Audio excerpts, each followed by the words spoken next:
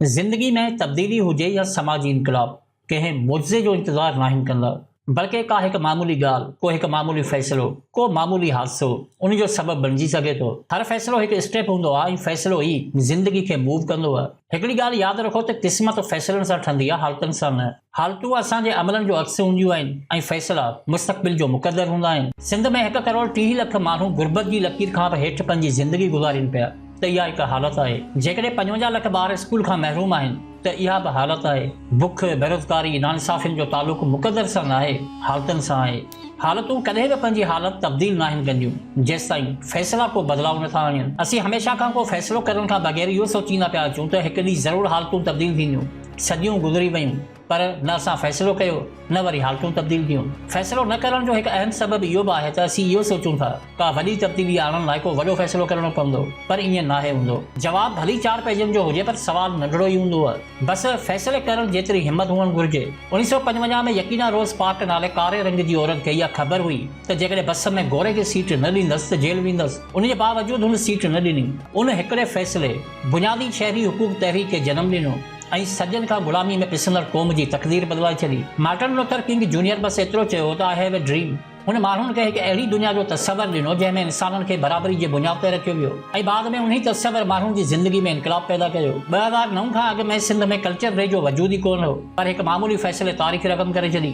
यादि रखो त आज़ाद क़ौमनि ऐं ग़ुलाम क़ौमनि में बुनियादी फ़र्क़ु इहो हूंदो आहे त आज़ाद क़ौमूं फ़ैसिला करण जी सघ रखनि थियूं ऐं ग़ुलाम क़ौमूं सोचण खे बि गुनाह सम्झनि थियूं। विलियम शेक्सपियर चयो त जेकॾहिं तव्हांखे तव्हांजे मक़सद जे बारे में ख़बर आहे त सॼी दुनिया जी ताक़त तव्हांखे रोके नथी सघे। नेल्सन मंडेला पंहिंजी तक़रीर में चयो हो त मूं जदोजहद जे हिन तवील सफ़र में बसि इहो सिखियो आहे त अज़मत ताक़त में न, बल्कि कंहिं शइ जी तब्दीली लाइ मुसलसल जदोजहद में हूंदी आहे।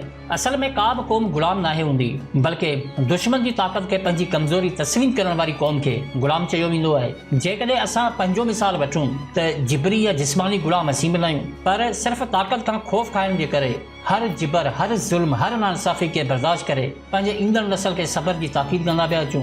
दिमाग़ मां फ़ैसिलो करण जी सघ निकिरी वञे त दिलि में ताक़त जो ख़ौफ़ घर करे वेंदो आहे। बाक़ी ताक़त जी मिसाल मक़सद अॻियां ईअं हूंदी आहे जी शींहं अॻियां गिदड़ हूंदो आहे। मुइज़ुद्दीन जी जंग में पंहिंजी धरती लाइ विढ़ण वारा सिर्फ़ 300 स्पार्टन सिपाही हुआ, जॾहिं त दुश्मन जी फ़ौज जी तादाद 1 लख खां मथे हुई। बैटल ऑफ इंजल कोट में 6000 सिपाही हुआ, जॾहिं त 25000 फ्रांसीसी सिपाहियुनि खे शिकस्त ॾेई छॾी। गज़वाए बदर में सिर्फ़ 313 मुसलमान सिपाही हुआ। मरका मोरिया में 40,000 सिपाही हुआ, पर 80,000 सिपाहियुनि ते मुश्तमिल रोमन फ़ौज खे शिकस्त ॾेई छॾी। गज़वा यरमौक में 40,000 मुसलमान सिपाही हुआ, जॾहिं त बाज़ंतीनी फ़ौज जी तादाद 1.5 लख खां बि मथे हुई। अहिड़ी तरह battle of Milvian Bridge, battle of Waterloo जहिड़नि जंगनि जी जॾहिं असां तारीख़ पढ़ूं था तॾहिं असांखे मालूम थिए थो त दुनिया जी तारीख़ में हर जंग में मक़सद ते विढ़ण वारनि जी ताक़त ऐं तादाद दुश्मन जे मुक़ाबले में तमामु घटि हुई। पोइ बि फतेह नसीब थी, छो त उहे मक़सद ते विढ़ी रहिया हुआ, जॾहिं त दुश्मन फ़ौज जा सिपाही पघार ते विढ़ी रहिया हुआ।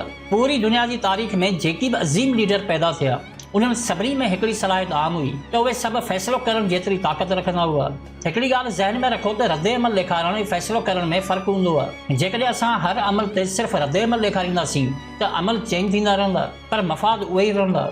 अमल इहो हो त सिंध जी धरती हासिल कजे। जॾहिं अमल ज़ुल्फ़कार आबाद जे रूप में ज़ाहिर थियो त असां रद्द अमल ॾेखारियो, जंहिंजे करे अमल तब्दील थी वियो। नतीजो बैरिया टाउन जी शक्ल में ज़ाहिर थियो। मफ़ाद साॻियो ई रहियो। केटी बंदर जी ज़मीन त बची वई, पर सुपर हाईवे जी ज़मीन नीलाम थी वई।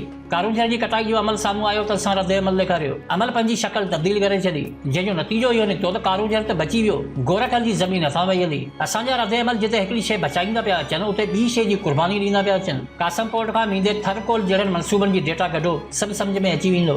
माज़ी मां असांखे सबक़ सिखणो पवंदो, रवायतनि खे तब्दील करणो पवंदो। अॼु सिंध जे जियापे जो वाहिद वसीलो पाणी खसियो पियो वञे। छा असांखे अञा बि कुझु सोचण जी ज़रूरत आहे या फ़ैसिलो करण जी ज़रूरत आहे? आउं को लीडर न आहियां, पर इहा ॻाल्हि मुंहिंजी नोट करे छॾिजो त इन्हनि हालतनि में उहो ई लीडर तारीख़ लिखंदो जेको फ़ैसिलो करे ॾेखारींदो। हिते कुझु तव्हां, कुझु असां न, बल्कि असां या तव्हां वारो कमु खपे। सफ़र में आहियूं त रस्तो ॻोल्हणो पवंदो। मंज़िल सां मुहबत आहे त पंध में पुकार कहिड़ी। तकलीफ़ूं, मुश्किलातूं, दर्द तॾहिं ॾियनि जॾहिं सुखनि में हिते इंसान हुजनि। असां त सलामी में बि उन्हनि जा अहसान खणूं था। ज़िंदगी ज़हर आहे, पोइ बि साह जो हिसाब ॾियूं था।